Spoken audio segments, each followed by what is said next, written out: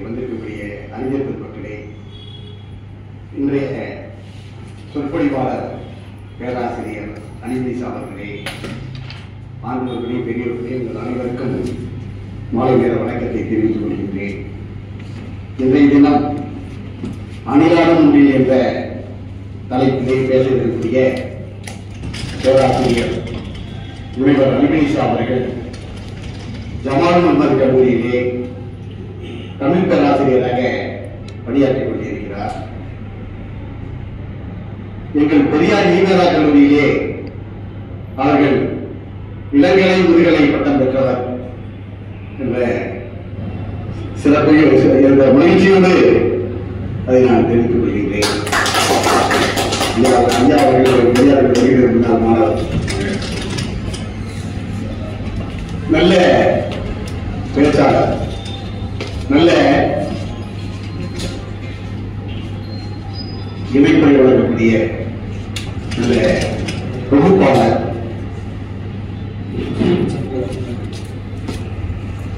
பல்வேறு அமைப்புகளிலே தமிழ்ச்சங்கத்திலே பல முறை இவர் கலந்து கொண்டு பேசியிருக்கிறார். திருச்சியில் இருக்கக்கூடிய பல்வேறு அமைப்புகளிலும் அவர் சொற்பொழிவாற்றியிருக்கிறார்.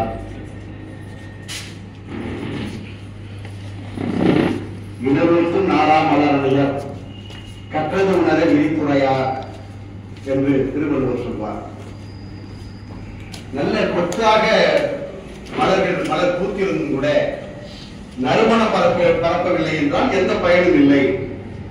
அதுபோல நாம் எவ்வளவுதான் படித்திருந்தாலும் அதை அந்த கற்றதை விரித்து உரைக்கக்கூடிய ஆற்றல் இல்லை என்றால் எந்தவித பயனும் இல்லை. இணர்வுக்கும் நாரா மலரணைய கற்றது உணர விரித்துறையார் என்பார்கள். நிறைய படித்திருப்பாங்க, சில பேர் பேசுவதற்கு தயங்குவார்கள்.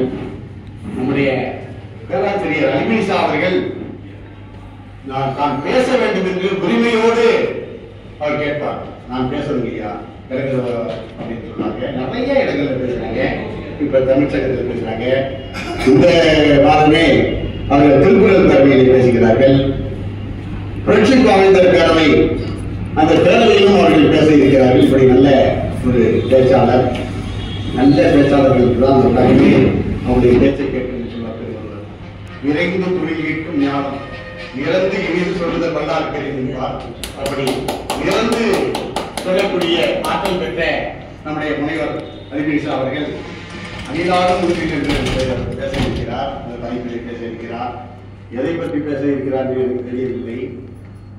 ஆனால் அணிலாடும் முடிவில் சங்க இலக்கிய தொடர், அந்த பாடலை பாடிய சங்க இலக்கிய பாடலை பாடிய கவிஞருக்கு அந்த பாடலாம் எப்படி செம்புல பயல் நீர் சொல்றது, செம்புல பயல் நீரான்னு சொல்றோமோ அது போல அணிலாடும் முன்றில்லாம் முற்றம், அந்த முற்றத்தில் அணி விளையாடுகின்ற காட்சியை ஒரு கவிஞர் சொல்லியிருந்தால் அந்த கவிஞருக்கு அணிலாடும் முன்றிலா என்றே பேர்.